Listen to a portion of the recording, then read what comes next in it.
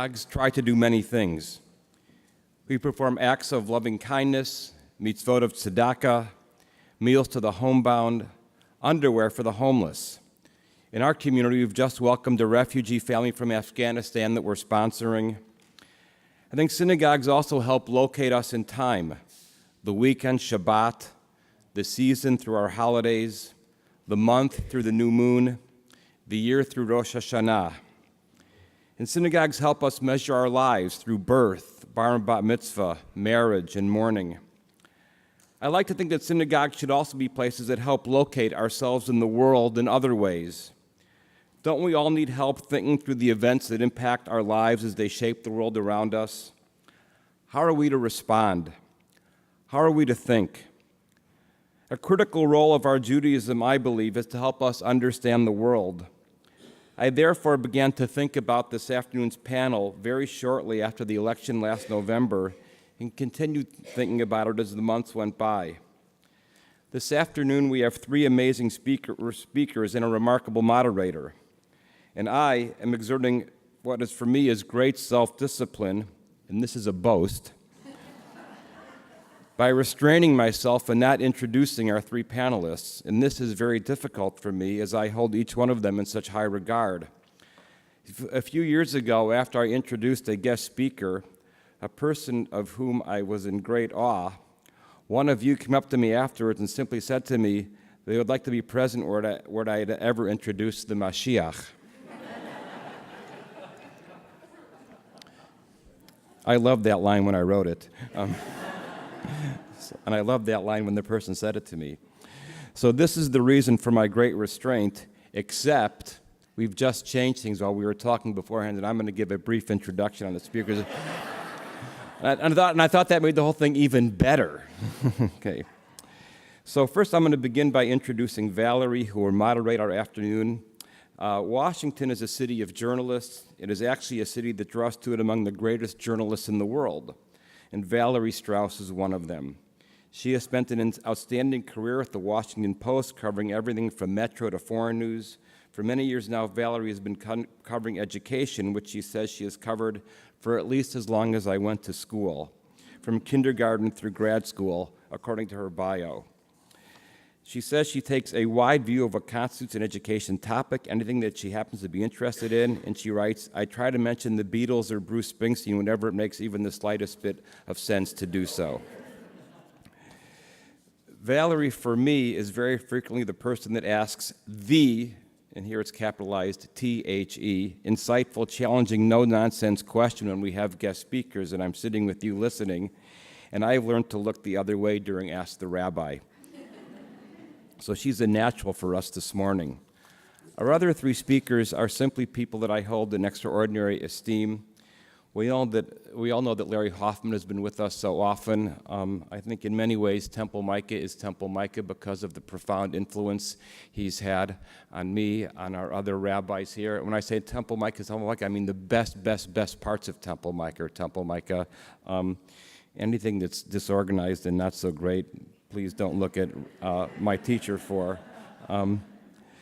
Riv-Ellen Prell, from the time I met her, is simply an extraordinarily wonderful, insightful, bright person.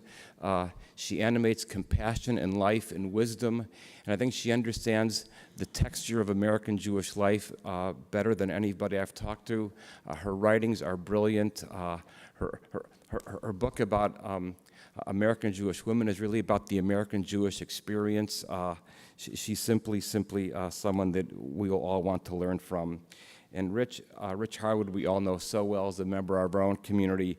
He understands the American street, American Main Street. He understands America better than anybody I've ever spoken with in my life.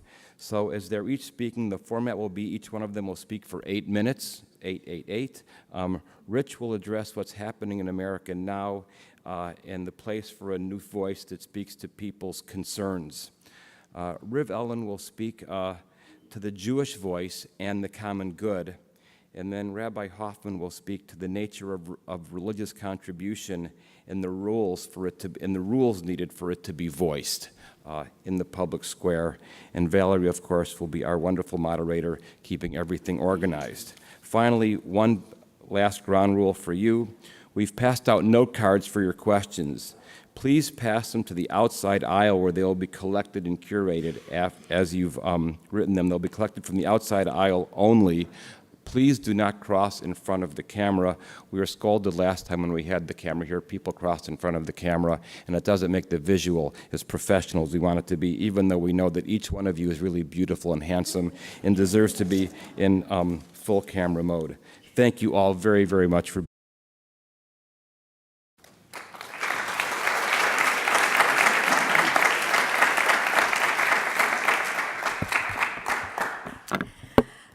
Thank you, Danny, and thank you, everybody, for coming. It's a pleasure for me to be here with this remarkable brain trust behind me.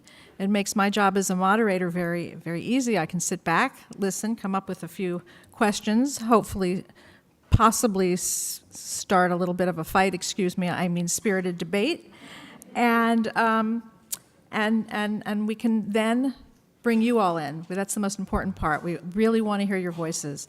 When Rabbi Zemmel sent me the subject of this discussion, the Jewish voice in the public square, the questions, as you know, in good Jewish tradition and in good journalistic tradition, just jumped off the page. I hope we can hear some discussion of some of these questions during the discussion. First of all, the Jewish voice. What's the Jewish voice? Is there a Jewish voice? Are there many Jewish voices? Whose are they? What do they say? Is there a thread that runs through them all? The ethics, the morality of Judaism. The public square. What's the public square today? Do we talk to each other? Do we talk to other people? How do we do that? There's so many different platforms. Is there a public square? And then there's an unspoken part of this title that's not mentioned, but it's why now? We're having this discussion, as Rabbi Zemmel said, 8 months after an historic election that is affecting this country enormously. And we're having it now, and so the question is, do we ignore the time that we're in? Do we ruin the podium? I will refer, before we get started, I'll just refer to some words from Rabbi Zemmel's brilliant Rosh Hashanah sermon. If you haven't heard it, you can read it on the website. He said, "Dear friends, our souls are on trial. What are we doing? What should we be doing? What do we learn from our past in order to enter the future? To what are we called?" Now, before I go any further, and that was him speaking. Now, before I go any further, I want to be clear here. Is what I am saying from this pulpit this morning, is this politics? No, this is not politics. Our current national travail is deeper, more complicated, more elemental and basic, even primal. So what do these times demand? What is the Jewish voice? What should we be saying? What should we be doing? These are the kinds of things I hope we're going to talk about. With that, I'm going to introduce our panelists, and then we'll go, as Rabbi Zemmel said, we'll go one after another. Then they will all have a conversation, and we'll bring in your questions. You all know Rich Harwood, one of Temple Micah's most brilliant resident intellectuals. He's president and founder of the Harwood Institute, which is based here in D.C., and it does remarkable work helping communities find innovative ways to prosper and grow. He works in every single state, plus in 40 countries. His impact is enormous. Riv-Ellen Prell, you may be less familiar with. She's a leading anthropologist who researches and writes about community and the impact of gender and class on Jewish life. Professor Emerita of American Studies and immediate past director of the Center for Jewish Studies at the University of Minnesota. Her articles and essays concerning American Jewish culture and history have won multiple awards, including a National Jewish Book Award. She currently has curated an exhibition titled "A Campus Divided: Progressives, Anti-Communists, Racism, and Anti-Semitism at the University of Minnesota." This exhibition sparked the president of the university to appoint a committee to reconsider its history. And you all know Rabbi Larry Hoffman, the spiritual grandfather of Temple Micah. His work uniquely informs the debate about Jewish thought and practice and life today and where it should be going. He has written dozens of books. He's won 2 National Jewish Book Awards. A couple of his books are widely used by churches and synagogues as guides to organizational visioning and liturgical renewal. I can tell you every time I hear him speak, I learn something important from him, and I'm really delighted to have him and the others with us today. So we're going to start with Rich. He's going to come up, then Riv-Ellen will, and then Larry Hoffman.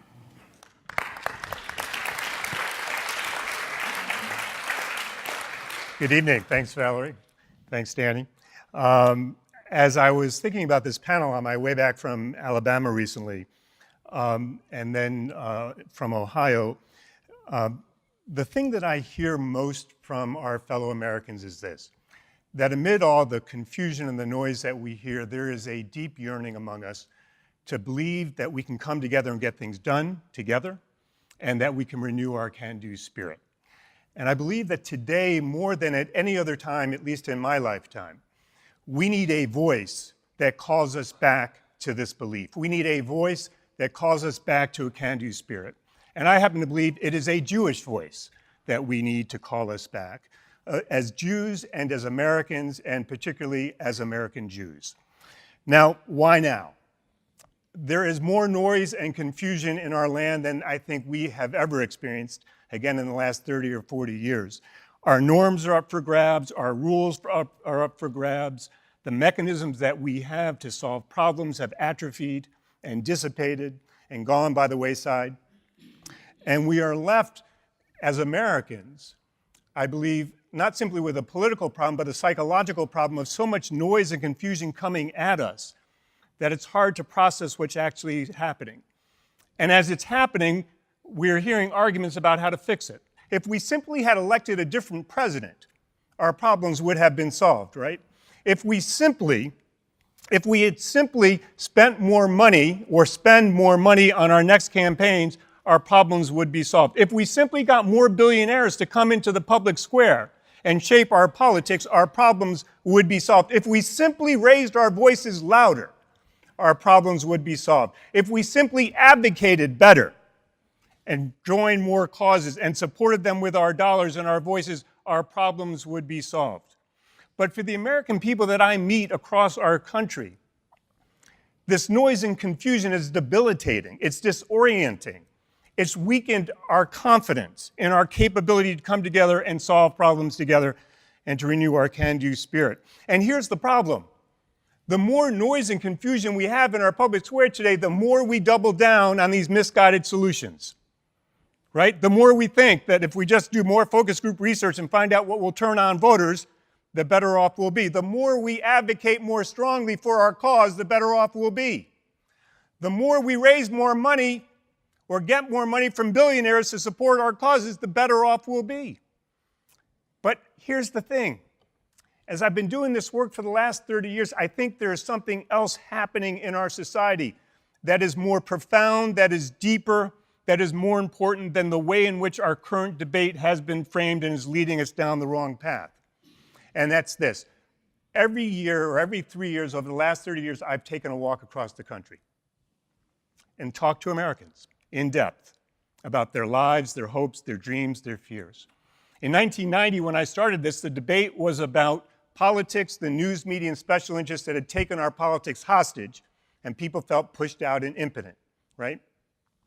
But what happened over the next 30 years as I took a walk every 3 years is that message began to change. And slowly but surely it moved away from people talking about politics to a deep lament about our inability to solve problems, to 9/11 when we had a false start about coming together when we sang songs at ball games, right? This false sense of patriotism. To now, when you talk to people, they don't even talk about politics. What they're talking about is that our society has ripped apart, that our social cohesion no longer exists, and that they're worried about our lives, our futures, and the ways in which we're going to relate to one another. And it seems to me that our central challenge right now is a human challenge, not simply a political challenge, a human challenge. And it has certain elements that are really important. One is that I think our fellow Americans, as I talk to them and work with them across our country, there's a sense of a loss of control over our lives and our ability to shape our common futures.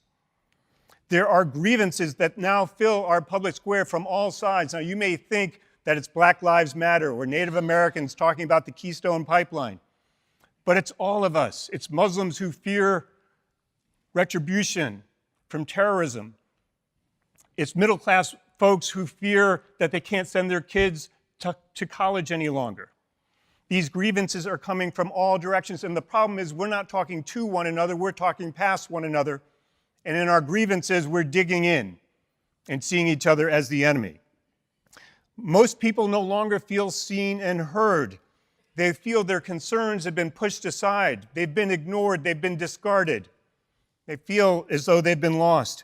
They feel as though elites and professionals have taken over our public square and diminished the room for us to have a say and to have our lives shaped in a way that is meaningful and purposeful and that reflects our real aspirations for the types of communities and lives we want to have. We've lost faith in our institutions. But here's the thing, these institutions were designed to help us advance our lives. And so when we lose faith in these institutions, in their ability to shape our lives, we lose faith in our own collective ability to do what we believe needs to happen. The other is now feared, right? The other is now feared. And what I can tell you is when we think about the other in our society, oftentimes we think about the refugee, we think about different groups, but what I can tell you in Alabama, we in this room are the other. The elites in Washington, D.C. are the other. In other communities, it's the white working class is the other. In other communities, it is the Black Lives Matter folks are the other. In some cases, it's refugees. Everywhere we turn, someone else is classified as the other, and we're not talking to one another. And lastly, let me just mention that in this human challenge, people feel as though they've lost a sense of dignity. Now, someone said to me the other day, we've lost a sense of respect for one another. And my response back to that individual was, there is a fundamental difference between respect and dignity. Respect is earned over time, and we afford it to someone. Dignity is an intrinsic value of being part of humanity that you are afforded simply because we are here, and we are created in God's image, right? And so as people talk, and as I hear them talk in their communities, what they feel is though their dignity has been abridged, it's been denied. And when our dignity is denied, we retreat and hunker down. I have 1 minute left, is what I'm being told. I thought I was just getting started. So here's the thing. Why the Jewish voice? Now, I've got two scholars behind me who are going to make the case from different perspectives. I'm going to make the case from the perspective of someone who walks across the country a lot and talks to folks. We need a Jewish voice because within this human challenge, the Jewish voice speaks to the notion of a human spark, which is part of our faith. We need the Jewish voice because we believe that we are not whole as individuals until we are part of something larger than ourselves, part of our community. We need the Jewish voice in our public square because when we save one life in Judaism, we save the world. We need the Jewish voice in our public square because we are not here to create more divisions between and among us, but we are here to repair breaches that keep us apart from one another. And we need the Jewish voice because, if nothing else, Judaism speaks to the notion of dignity of each and every individual, regardless of where they are from, regardless of their wealth, regardless of where they live, regardless of their education level. You have dignity because you are created in God's image. We need voices in our public square that pierce the noise and confusion and help people create a sense of coherence about their lives, to make sense of them, a sense of meaning about what's happening. And we need a Jewish voice because we need more than ever before, at least in my lifetime, we need a sense of possibility that is rooted in the Jewish faith. Thanks.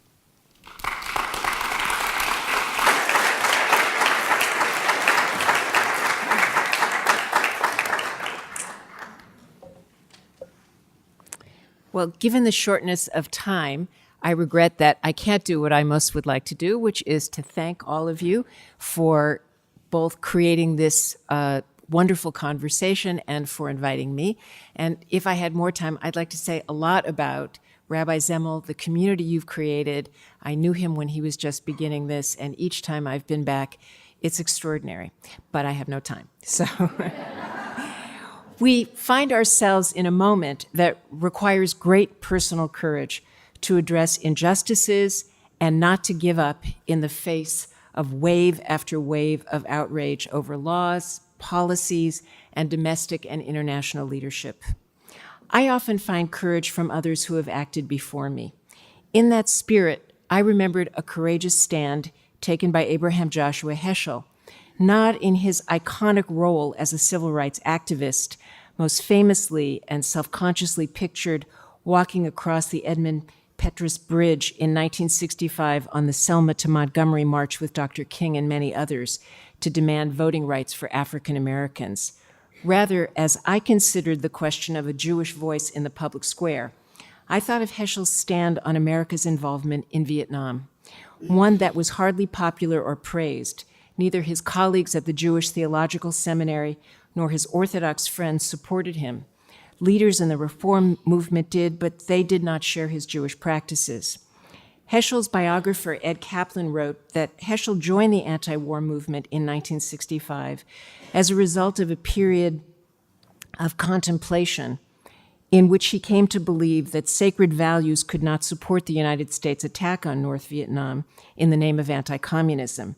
He specifically cited Leviticus 19:16, "You shall not stand idly by the blood of your neighbor," as crucial to his decision. Heschel was among the founders, people not always in full agreement, in 1966 of the National Emergency Committee of Clergy Concerned About Vietnam, which combined what they called piety and political action. He did not agree with some of the political approaches of the radical Catholic priest Daniel Berrigan, nor did he share the same Judaism of Reform Rabbi Balfour Brickner. Presbyterian minister William Sloane Kaufman, his strongest ally, made actually a good faith effort to convert him to believe in Jesus. They formed an alliance, nevertheless, to address the nation's moral crisis. Rabbi Heschel did not ask if there was a Jewish voice in a time of political crisis. He asked what his Jewish voice was and set about to create change. He did not question whether others thought that his commitment was authentically Jewish. He did not imagine that his ideas would be embraced by all of his rabbis or colleagues. What his Jewish voice demanded of him was he take a stand in opposition to those in power and to look upon a dominant culture critically and actively. Abraham Joshua Heschel should remind us that our future depends on creating relationships with people we might differ from in many ways, but with whom we share some fundamental values. The stakes are too high to miss the reality that seeking a common ground that all Americans or all Jews agree upon is less important than fighting fights that must be won with our allies. The sociologist Arlie Hochschild undertook an impressive scholarly effort, which I know a number of you have read, when she went to Louisiana, the most polluted state and one of the most conservative in the nation, in order to understand Tea Party members' politics and values empathetically, to use her word. Other scholars who studied the Tea Party members in the North, not the South, discovered identical attitudes. She did her best to imagine what values her friends in Berkeley, where she lives, and her Tea Party friends in Louisiana might share, with the hope of finding common ground as Americans. She suggests that both groups believe in hard work, concern for family, and a commitment to help others. Contrary to her purpose, Hochschild's search for empathy, no matter how admirable, convinced me that there is little or no common ground on which alliances for political change could be found. The Tea Party members lack a vocabulary of justice, largely as a result of disinterest in the common good, and in their insistence that freedom and individual opportunity in the free market must be foundational for American life. Hochschild describes their sense of injury, their obligation only to those in one's church or family. their conviction that the poor are undeserving and that African Americans have had every opportunity to succeed. For most of them, there is no injustice for other Americans, only personal failure and governmental overreach. While Jews may interpret justice differently from one another, there is no question that justice is a central tenet of Judaism. A 2013 survey of American Jews found that 56% of all Jews, and that means from the ultra-Orthodox to the completely secular in the US, believe that, quote, social justice and working for equality is essential to my being Jewish. The number was as high as 65% in some denominations, particularly yours, and higher for all women across denominations. How we understand justice will be the crucial dividing line in Jewish responses to the public sphere. I would argue that we are better off to focus on voter suppression rather than the common values. We need to stop being intimidated by pundits who insist that real Americans hate urbanites and cosmopolitans who care about racism and immigration and women's rights, and focus instead on allies who share a vision for a just society with an economy that supports work and housing. We need to fight to first let those who are entitled vote and then convince people there is something worth voting for, rather than insisting that these issues cannot move voters. If we argue that justice is a strong religious and cultural foundation for Jews, we cannot claim that a Jewish voice would follow from that. The simple fact is that Jews have always faced division by religion and politics in the modern world. Jews who have been active in the public sphere, who have called their organizations the Jewish Labor Committee, or Jews for Urban Justice, or the Republican Jewish Coalition, among hundreds of other such organizations, have disagreed, sometimes violently, with one another. What they have done was to seek out allies with whom they could build coalitions to gain power for their issues. That remains what Jews concerned for justice in 2017 must do. American Jews' difference from one another grows with every generation. The 2013 National Jewish Population Study reveals some striking changes in American Jewish life. The number of United States adults who, when asked their religious affiliation, say they are Jewish has declined by about half since the 1950s and now constitute a little less than 2% of the population. But people who describe themselves as Jewish with no religion have increased. 30% of Jewish millennials have, quote, no religion. Reformed Jews are currently the largest denomination, but that number is very misleading. Orthodoxy, with its many internal differences, is the smallest denomination, but their population is younger, their families are larger, and I'm sorry to say, as a conservative Jew, their children remain Jewishly committed far more than the children of other denominations. Like all other aspects of American life, Jews too have become highly polarized with not much of a middle. The inevitable growth and strength of Orthodox Jews in future decades and the diminishment of liberal Judaism is a fact of life. Orthodox Jews tend to be more politically conservative. That reality underlines the urgency of asserting a Jewish voice driven by a commitment to justice, to a public square that acts for the common good.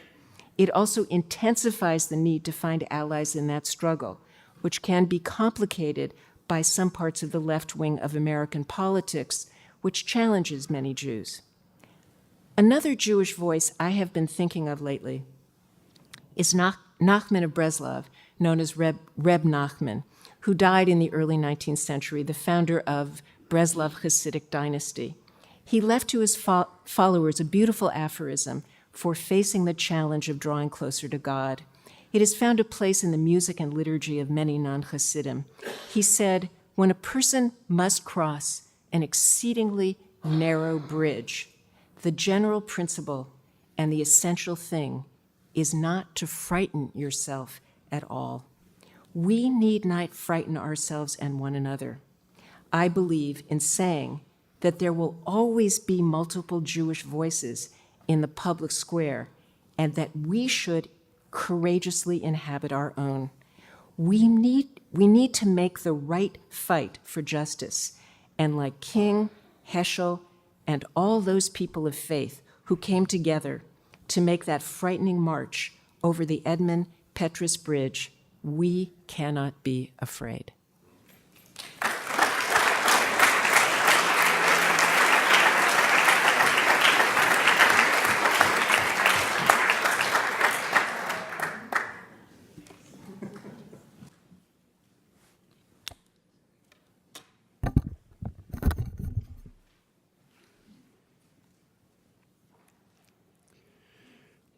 The question is not whether religion ought to have a voice in public debate, because it already has one, and in my view, rightly so. Religion with no public voice becomes purely pastoral and forfeits its prophetic mission. The public with no religious voice becomes purely secular and forfeits the wisdom of centuries. So I've been asked to discuss the rules that should govern religion's voice in public and what exactly religious wisdom is in the first place. As background, I want to consider some Jewish wisdom and what we mean by a public. Jewish law offers 3 words for it: Rabbim, Tzibur, and Kehillah, or Kahal. Rabbim, the many, contrasts with Yachid, the individual. In legal matters, like assigning ownership to lost property, depending on whether it is lost in one's private domain, Yachid, or the domain of the many, Rabbim. So Rabbim is the many, the multitude, the crowd. A better term is Tzibur. That's an actual public, which is to say a crowd, but bonded together by a common identity. A Tzibur, a public, gathers in a Kehillah, an organized community, or a Kahal, the congregation, to petition God and to consider public needs. It delegates authority to a shaliach tzibur, a communal agent, who must have the requisite skills, but also, interestingly, flawless character, and can be replaced for malfeasance. Jewish law prohibits interrupting prayers at certain times, except for tzorchei tzibur, the needs of the public, which take precedence. So Judaism, you see, distinguishes the crowd from the public, which is to say a crowd but with an identity. Either proactive, we convene to clean our neighborhood, or reactive, a hurricane brings us together to rebuild. Add now the wisdom of American philosopher John Dewey, who says that human beings connect purposefully to do business, to share property, fall in love, and so on, activities with direct and indirect consequences. You and I play chess. I win and go home happy. You lose and go home angry. Direct consequences only. If, however, in your anger you kick your neighbor's dog, we have an indirect consequence. A public, says Dewey, is a group of people with common interests derived from indirect consequences. Depending on the interest and the consequences, therefore, there are many publics: neighborhood, cities, countries, communities, ethnic groups, and so forth.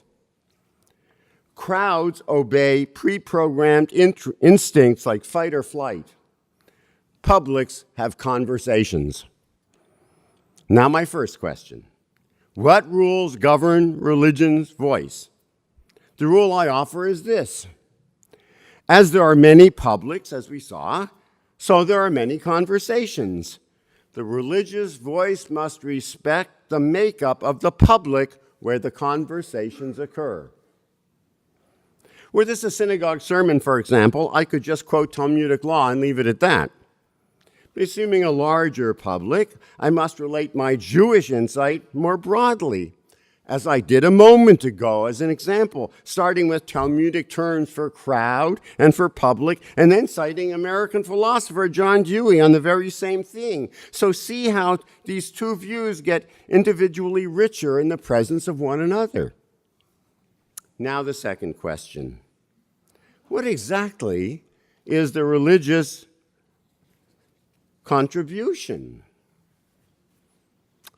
It's more complicated than you think.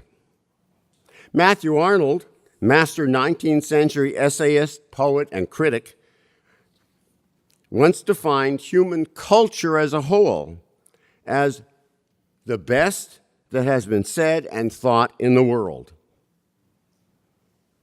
I love it. But surely what religions offer most and best is exactly that. Memorable stories, touching anecdotes, poetic speech, soaring ideas. That's part of the best that has been said and thought in the world. The quality of mercy is not strained, says Shakespeare's Portia, so Shakespeare gets a place in the public square. But so does Ecclesiastes. To everything there is a season. And the Talmud, we're made in the image of God. And the Gospel of Matthew, let the little children come to me, for the kingdom of heaven belongs to such as these. And the Quran, kind words and compassion are better than charity, followed by insult. Any one of these may or may not be truths, but they're certainly images, artistic instructions that help us think about whatever the truth is. And that's what religion offers. Picasso's Guernica, Beethoven's Ninth, the Gettysburg Address, the Gospel Parables, Talmud and Midrash, Jane Addams on immigrants, Jane Jacobs on cities, Mother Teresa and Meister Eckhart, Dostoevsky and the Buddha, even the New Yorker cartoons and the Washington Post. These are all among the best that has been said and thought, but also shown and heard in the world. So here's my point. Religion does not offer truths so much as it offers conversational models for thinking about the truth. We make progress, says philosopher Richard Rorty, not by arguing better, but by speaking differently. So more than the public square needs better arguments, it needs ways of thinking and speaking together differently. And religion is one of these ways. Religion is an art form, a rolling conversation about everything, actually. Religion, triumphant, speaking absolute truths, cuts off conversation. But religion as artistry protects the conversation from getting cut off. Society sorely needs public conversation on the right, the good, the decent, and the proper. Think then of religion, not just as what we believe, but the images in which we say it, as the longest running and still ongoing highest human conversation. Religion contributes to the deep and disciplined appreciation of the democracy that we so love.